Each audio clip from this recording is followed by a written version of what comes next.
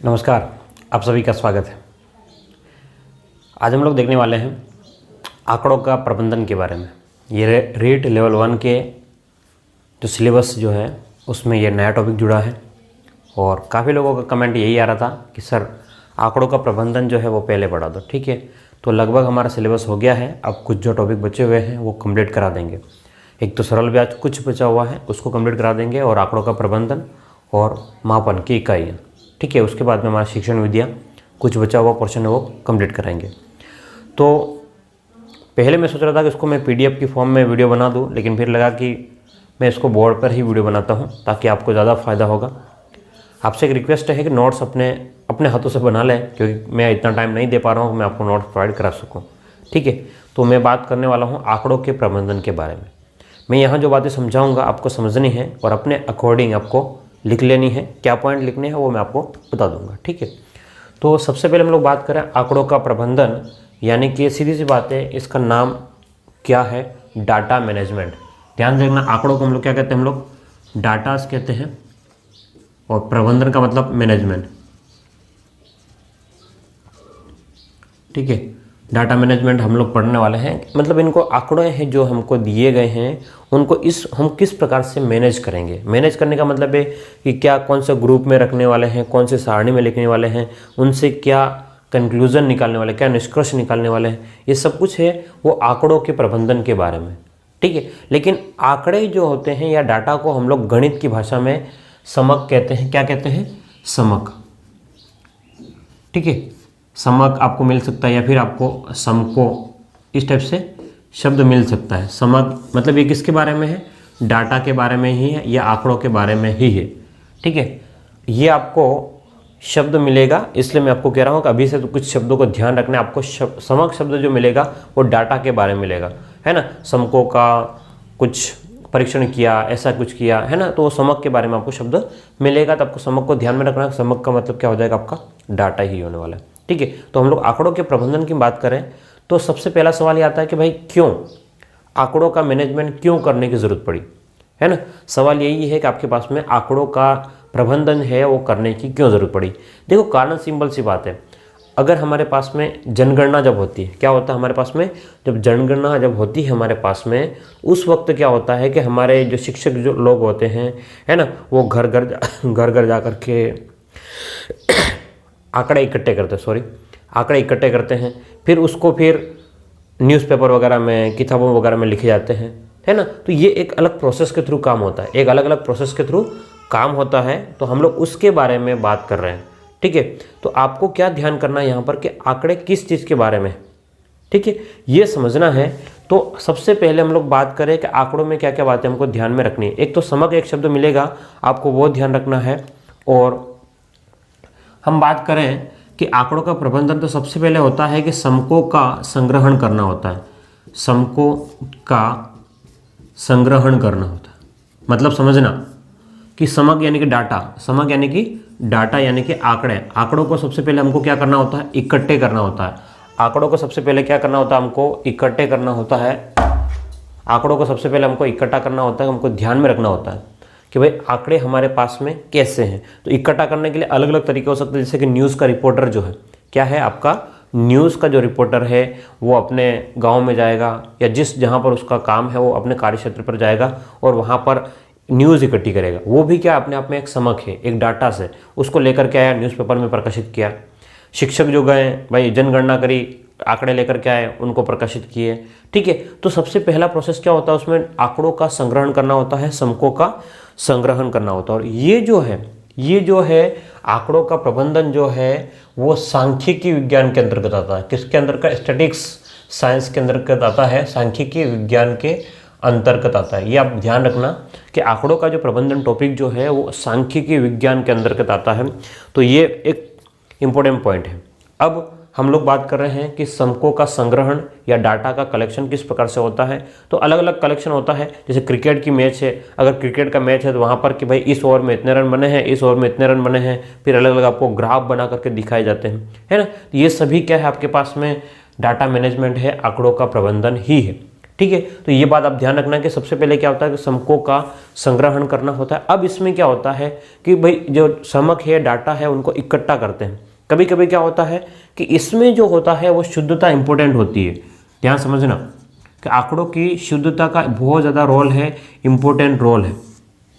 शुद्धता का मतलब क्या हुआ कि जैसे हमारी जनगणना हुई, तो अगर जनगणना होती है, कोई इंसान जा कर के जानकारी जुटाता है, तो अगर आपसे पूछता है कि आपके घर में कितने लोग हैं, आपके घर में कितने लोग हैं, तो आपने कहा कि हमारे घर में 10 लोग हैं। मान लो, समझने की बात है, हमारे घर में 10 लोग हैं।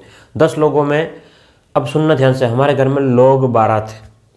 लोग कितने थे? 12 थे, लेकिन हमने उनको कितनी जानकारी दी? 10। तो अगर हम लोग जानकारी सही नहीं देते हैं, अगर जानकारी सही नहीं मिलती है, तो अगर सही जानकारी नहीं मिलेगी तो उनका जो कंक्लूजन है वो सही नहीं है। हमने कहा हमारे घर में 12 लोग हैं, हमने बोला, झूठ बोला, हमने 10 लोग हैं। तो जब जनगणना करेंगे, तो जब आपके पास में पूरे गांव की संख्या निकल के आएगी, इस गांव में कितने लोग हैं, तो सीधे से निकल के आएगा कि भाई 2 लोग कम निकलेंगे, है ना। लेकिन वहाँ पर डाटा क्लियर नहीं हो पाएगा, निष्कर्ष हम लोग नहीं पहुँच पाएंगे सही ढंग से, नहीं, मतलब सत्य वास्तविक निष्कर्ष पर नहीं निकल पाएंगे, नहीं निकाल पाएंगे। तो कारण यही है कि सबसे पहले आपको ये चीज़ है कि जो आपके पास में डाटा का संग्रहण हो रहा है, समकों का इकट्ठा जब हम लोग करते हैं, तो वहाँ पर शुद्धता होना बहुत ज़रूरी है, ठीक है। और शुद्धता होने के लिए क्या करना पड़ेगा? लोगों को उनके डोर टू डोर, घर से घर जा कर के इकट्ठा करना पड़ता है। ये एक अलग अलग प्रक्रिया के थ्रू होता है। हम लोग सभी के बारे में डिटेल से जानकारी हासिल करेंगे। अभी हम लोग बेसिक जानकारी देख रहे हैं, ठीक है। तो आपको सुनना ध्यान से, अगर ये समक या डाटा अपर्याप्त है, अगर आपसे कहा कि भाई घर में लोग 12 थे, आपने बोला 10 लोग हैं, ठीक है, और भी, अब आपको पूछा कि कितने महिला और कितने पुरुष हैं, सुनना बात को, तो आपने कहा आपके घर में मान लो 5 आदमी थे और 5 महिलाएं थी, है ना, मतलब 5 जेंट्स और 5 लेडीज थी, लेकिन आपने झूठ बोला। सुनना ध्यान से, आपने झूठ क्या बोला कि हमारे घर में तो कितना बोला आपने कि आप 12 की जगह, एक तो 10 बोल दिया है, 10 की जगह फिर और कि भाई आपने बोला कि 8 तो आदमी हैं और 2 महिलाएं हैं। क्या बोला आपने कि भाई 8 महिलाएं हैं और 2, मतलब 8 तो आपके पास में क्या आदमी है और 2 महिलाएं हैं। अब उसमें एक समस्या आ गई, जब लिंगानुपात निकाला जाएगा, समझना बात को, जब लिंगानुपात निकाला जाएगा तो जैसे 1000 आदमी होते हैं तो 1000 महिलाएं होती है, लेकिन ये तो उल्टा हो गया भाई। इसका 1000 महिला और 1000 आदमी का मतलब क्या है? 1 आदमी तो 1 महिला है, तो लिंगानुपात बराबर रहता है 1000 पे 1000। लेकिन यहाँ पर क्या हो रहा है कि 4 आदमी पर 1 महिला, समझना बात को, 4 आदमी पर कितनी महिलाएं? 1, तो लिंगानुपात सीधा घट जाएगा। फिर बोलेंगे यार महिलाएं कम है। तो बहुत बार क्या होता है कि आंकड़े जो शुद्धता होनी बहुत ज़रूरी है। आंकड़े अगर आपको क्लियर मिलेंगे, अच्छे मिलेंगे, सही मिलेंगे, वास्तविक मिलेंगे, तो उसमें शुद्धता बनी रहेगी और हम लोग सही निष्कर्ष पर हम लोग पहुंच सकते हैं, ठीक है। तो ये बात ध्यान रखना कि भाई डाटा का मैनेजमेंट जो है वहाँ पर शुद्धता का बहुत ज़बरदस्त रोल होता है, ठीक है। चलो, तो हमें यहाँ पर क्या होता है कि जब डाटा जो होता है उनको कलेक्शन करते हैं, इकट्ठा करते हैं, तो वहाँ पर हर एक बात को शुद्धता से और सावधानी के साथ में करना बहुत ज़रूरी होता है। सावधानी नहीं रखेंगे तो जानकारी हमको पूरी नहीं मिल पाएगी। कभी कभी क्या होता है कि हमारे जो जनगणना करने वाले लोग होते हैं, सुनना ध्यान से, या कोई रिपोर्टर जो होते हैं, वो क्या करते हैं, जाते हैं और किसी और को पूछ लेते हैं भाई इस फलाने घर में कितने लोग हैं, ठीक है। तो अब लोग तो कोई जानकार होगा तो वो ढंग से बता देगा, जानकार होगा तो सही तरीके से बता देगा भाई इस घर में इतने लोग हैं। लेकिन यदि जानकार नहीं हुआ तो फिर तुक्का मारेगा, भाई यार इतने लोग थे, इतने हैं, तो एक काम करो तुम लिख लो। क्या बोलेगा? एक काम करो तुम देख लो अपने हिसाब से। तो उसमें क्या होता है कि जब शुद्धता, सबसे बड़ी चीज़ है कि इसमें शुद्धता तभी आ पाएगी जब आपके पास में वास्तविक आंकड़े मिल जाएंगे, आपको मौलिक आंकड़े मिलेंगे, तभी आपकी शुद्धता बनी रहेगी समकों का जो संग्रहण करने में, ठीक है। तो ये बात समझ गए होंगे, उम्मीद करता हूँ कि समक क्या होता है। समक का मतलब आपको जो डाटा मिला है, जो भी जानकारी मिल गई है, उसको समक कहते हैं, ठीक है। आपके घर में कितने बच्चे हैं, कितने जानवर हैं, कितने घोड़े हैं, कितने गधे हैं, हर एक बात के ऊपर आपको जानकारी ली जाती है जनगणना में, ठीक है। तो ये आपके पास में सभी किस में आएंगे? समक कहलाते हैं, यानी कि डाटास कहलाते हैं। अब सुनना ध्यान से कि डाटा को, यानी कि समक को संग्रहण करने के 2 तरीके हैं, है ना। मतलब समक जो होते हैं वो 2 टाइप के होते हैं, ध्यान समझना। समक जो होते हैं वो 2 टाइप के होते हैं। समक जो होते हैं, मैं इसकी ही बात कर लेता हूँ, चलो अभी इसी को लिख लेते हैं हम लोग। समक जो होते हैं वो 2 टाइप के होते हैं। एक तो प्राथमिक प्राथमिक डाटा या प्राथमिक समक कह दो आप लोग, प्राथमिक समक, और दूसरा जो होता है समक, और दूसरा जो होता है आपके पास में द्वितीयक समक। ठीक है, अब ध्यान समझना कि समक आपके पास में कितने हैं, 2 टाइप के होंगे। मतलब आप लोग आंकड़ों को संग्रहण करोगे 2 टाइप से होते हैं, एक तो प्राथमिक संग्रहण और दूसरा क्या होता है, एक द्वितीयक संग्रहण होता है। ठीक है, मतलब प्राथमिक समक में क्या होता है कि भाई सीधा, अभी मैं सबके बारे में डिटेल से और जानकारी करूंगा, ठीक है, आपको दूंगा जानकारी, लेकिन आपको अभी समझना है कि एक बेसिक बात जो बता रहा हूँ कि प्राथमिक समक जो होता है उसमें क्या होता है कि शिक्षक या कुछ भी लोग जो डाटा इकट्ठा करने वाला रिपोर्टर वगैरह होते हैं, या अभियोजनकर्ता बोलते हैं हम लोग उसको, क्या बोलते हैं वास्तव में, जो डाटा लेने जाएगा उसको बोलते हैं अभियोजनकर्ता। शब्दों पे ध्यान देना, अभी कुछ शब्दावली पे हम लोग बात कर रहे हैं। अभियोजनकर्ता, अभियोजनकर्ता का मतलब क्या है कि जो लोग डाटा इकट्ठा करने जाएगा, जैसे रिपोर्टर जाते हैं ग्राउंड लेवल पर जाते हैं तो उसको बोलते हैं हम लोग अभियोजनकर्ता, यानी कि जो लोग डाटा इकट्ठा करने गए हैं, लेने गए, उसको बोलेंगे अभियोजनकर्ता। तो अब हमारे पास में क्या होता है कि प्राथमिक जो समक जो होते हैं उसमें क्या होता है कि जो डाटा लेने वाला है, आंकड़े लेने वाला है, वो खुद घर पे जाएगा। द्वितीय समक में क्या होता है कि हमने डाटा ले करके, सुनना ध्यान से, हमने आंकड़े इकट्ठे करके किसी ऑफिस को दे दिए या किसी अखबार वाले को दिए, तो उन्होंने प्रकाशित किया, क्या किया उन्होंने प्रकाशित किया, तो वो सीधा लोगों को डायरेक्ट लिखा हुआ या प्रिंट मीडिया में जैसे भी होगा उनको मिल जाएगा, तो वो क्या हो जाएगा, द्वितीयक समक कहलाएगा। मतलब आदमी जब खुद जा करके आंकड़े लेकर के आएगा वो प्राथमिक समक में गिना जाएगा, और जब हम लोगों के पास में डाटा जो मिल गया है वो हमने पढ़ रखा है, ठीक है, या किसी और के थ्रू हमको मिल गया, हमने मेहनत नहीं करी है, हमको किसी और के थ्रू मिल गया, उसको क्या बोलेंगे, द्वितीयक समक कहते हैं। ठीक है, तो आपको ये बात ध्यान में रखनी है कि भाई आंकड़ों का संग्रहण जो करते हैं वो 2 टाइप से हो सकता है, एक तो प्राथमिक समक और दूसरा क्या है, द्वितीयक समक। ठीक है, चलिए, तो आप कुछ बातों का ध्यान रखें और नोट किस प्रकार से बनाने हैं वो मैं आपको बताता हूँ।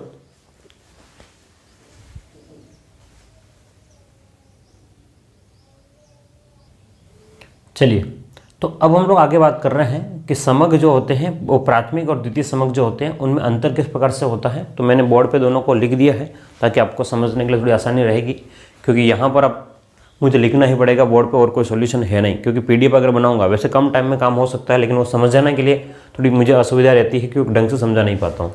ठीक है, तो ध्यान से देखना कि समक, हमने डाटा के बारे में बात करी तो डाटा 2 टाइप के, एक तो प्राइमरी यानी कि प्राथमिक समक, और दूसरा है सेकेंडरी यानी कि द्वितीयक समक, यानी कि द्वितीयक आंकड़े होते हैं।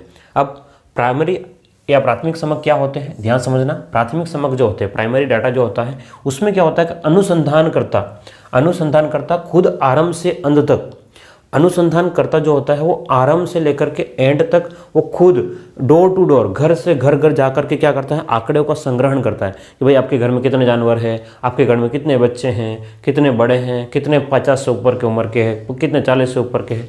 हर एक प्रकार का डाटा जो है वो कौन करता है, अनुसंधानकर्ता या अभियोजनकर्ता वो ले करके आता है। इसी खातिर क्या कहते हैं हम लोग इसको, क्या बोलते हैं कि आरंभ से अंत तक वो खुद कौन अनुसंधान करता है, वो खुद इकट्ठा करता है। अब अगर कोई एक इंसान है तो सब जगह उसके लिए जाना पॉसिबल नहीं, ठीक है, ये भी एक समस्या रहेगी, वो बात की बात है। अब दूसरी बात है कि भाई जैसे हम लोग जनगणना में एग्जाम्पल, यही है जनगणना का एग्जाम्पल सबसे बढ़िया है, आप इसको थ्रू जाओगे सबके सब समझ में आपको आ जाएंगे।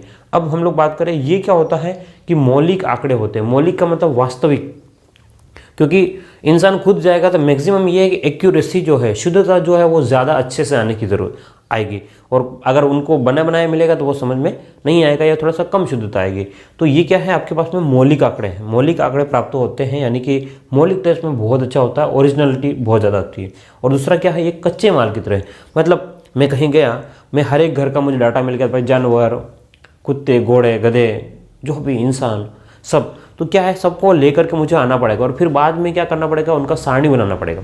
बाद में क्या करना पड़ेगा, आंकड़े लेकर के आना पड़ेगा और उसके बाद में उसके सारणी बनाना पड़ेगा। तो ये क्या है, कच्चे माल की तरह है, पक्के माल की तरह नहीं, कच्चे माल की तरह है। भाई सीधा हमारे पास में, जैसे हम लोग मान लो कपास जो है खेत में से निकाला, या कपास खेत में से निकला कच्चा माल है, लेकिन वहाँ से कपड़ा बन के आया, वो क्या है, एक पक्का माल है। ठीक है, ये कच्चे माल की तरह होते हैं। कौन, प्राथमिक डाटा या प्राथमिक समक, प्राइमरी डाटा। अब हम लोग बात करें, अलग अलग व्यक्ति जो है वो अलग अलग तरीके से प्राप्त करते हैं। अब समस्या रहती है, जैसे कि अगर हमको जनगणना करनी है, राजस्थान की जनगणना करनी है, तो राजस्थान में बांसवाड़ा जिले में मैं जैसे बांसवाड़ा से रिकॉर्ड कर रहा हूँ, तो बांसवाड़ा जिले में क्या एक आदमी सब जगह जा सकता है? नहीं पॉसिबल है। तो एक एक आदमी जो अपने आसपास ब्लॉक जो होगा, स्कूल जो होगा, वो आसपास से डाटा इकट्ठा करेगा एक एक गांव से, ठीक है। अब राजस्थान का आदमी जो है वो बांसवाड़ा का अलग तरीके से डाटा इकट्ठा करेगा, और जयपुर का जो है वो जयपुर में इकट्ठा करेगा। तो यहाँ पर क्या होता है कि अलग अलग व्यक्ति जो है वो क्या करते हैं, आपके पास में डाटा संग्रहण का काम करते हैं। मतलब जो डाटा जो है वो कलेक्शन करते हैं, आंकड़े जो है वो इकट्ठा करते हैं, समग्र जो है वो संग्रहण करते हैं। कौन? अलग अलग व्यक्ति, ठीक है, और अलग अलग जगहों पर। अगला जो है, अब अलग अलग व्यक्ति है तो इसमें क्या होता है कि जनगणना कभी कभी, जैसे हमारे 2011 की जनगणना थी, एक्चुअल में क्या है 2011 की जनगणना की रिपोर्ट 2011 में नहीं आती है, वो 14-15 के आसपास आती है। क्यों? क्योंकि जब प्राथमिक डाटा आपको मिल गया उसके बाद में उसको सेकेंडरी डाटा में कन्वर्ट करेंगे, कि उसको सारणी बनाएंगे, भाई कितने लोग, कितने महिलाएं, कितना क्या जन्म दर, क्या मृत्यु दर, हर एक बात। तो इसमें क्या होता है कि अधिक तो समय लगता है, ठीक है, 2 या 3 साल लग जाते हैं रिपोर्ट आने में। इसमें मेहनत भी ज़्यादा लगती है और इसमें धन भी ज़्यादा लगता है। भाई इतने सारे लोग लगे, उनको पैसा तो देना पड़ेगा, तो समय अधिक, ये ड्रॉबैक हो गया प्राथमिक आंकड़ों का, और सब में होता है, ठीक है। समय अधिक लगता है, परिश्रम अधिक, और धन भी ज़्यादा लगता है। अब हम लोग बात करें द्वितीयक समक की, ठीक है। हमने इन दोनों का विपरीत में, मतलब एक दूसरे का विपरीत की बात करें तो अन्य द्वारा संग्रहित समक को प्रयोग करते हैं। जैसे कि ये वाले लोग जो है प्राथमिक आंकड़े जो इकट्ठा करके वो किसको दे देंगे? सेकेंडरी वाले को। भाई अब तुम इनका सारणी बना दो। प्राथमिक वालों ने किसको दे दिया? सेकेंडरी वाले को सारणी बना दो, या आप इसको अलग अलग कर लो, या फिर तुम सीधा न्यूज़पेपर पत्रिकाओं में देते हैं ना, जो अपने बनाया बनाया मैटर मिल जाता है। अब ये सांख्यिकी यंत्र से गुजर कर आते हैं, मतलब ये सारणी वगैरह बन करके तैयार होकर के फिर मिलते हैं। कौन से? द्वितीयक आंकड़े। अगली बात है निर्मित माल की तरह होते हैं। भाई ये कच्चे माल की तरह होते हैं प्राथमिक आंकड़े, क्योंकि वहाँ पर सब चीज़ें अलग अलग होती है, उसको कैटेगरीज में वर्गीकरण करना होता है। यहाँ पर ऐसा कुछ नहीं होता, वो खुद बने बनाए मिलते हैं। अगला क्या है कि सरलता से पत्रिकाओं में हमको आंकड़े मिल जाते हैं कि भाई भारत की जन्म दर ये है, भारत की मृत्यु दर ये है, मतलब भारत का मतलब जो लोगों की, ठीक है, और उसके बाद में भाई कितने बच्चे हैं, कितने जवान हैं, सब यहीं से प्राथमिक आंकड़े जो है वो सारणी बना करके द्वितीयक आंकड़ों को पहुँचा देते हैं। तो ये पत्रिकाओं में हमको मिल जाते हैं। तो हमको क्या घर से घर जाना पड़ेगा कि हर एक घर के भाई कितने लोग हैं कितने नहीं, हमको जानकारी मिल गई, ठीक है। तो ये प्राथमिक आंकड़े थे, ये द्वितीयक आंकड़े थे। तो उम्मीद करता हूँ ये जो आपको समझ में आ गया होगा। आप लोग इसका स्क्रीनशॉट ले लें या इसको लिख लें।